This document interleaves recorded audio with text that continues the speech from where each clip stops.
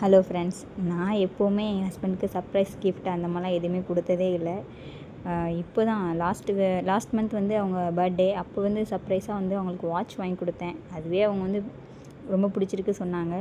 பெருசாக நாங்கள் சர்ப்ரைஸ்லாம் பண்ணிக்கிட்டது கிடையாது. எனக்கு அவங்க ட்ரெஸ் வாங்கி தருவாங்க, நான் அவங்களுக்கு ட்ரெஸ் வாங்கி தருவேன். பட் இந்த டைம் வந்து அவங்களுக்கு ஏதாச்சும் ஒரு விஷயம் வந்து சர்ப்ரைஸாக கொடுக்கணும் அப்படின்னு சொல்லி யோசித்து, சரி அவங்களுக்கு என்ன பிடிக்குன்றதை யோசித்து ஒரு கிஃப்ட் ஒன்று வாங்கினேன் மக்களே.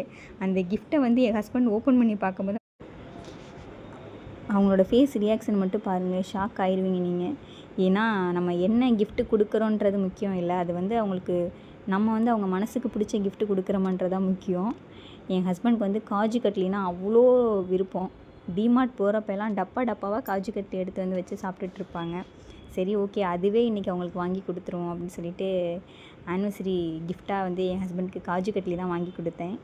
இந்த சர்ப்ரைஸ் எப்படி இருந்துச்சுன்னு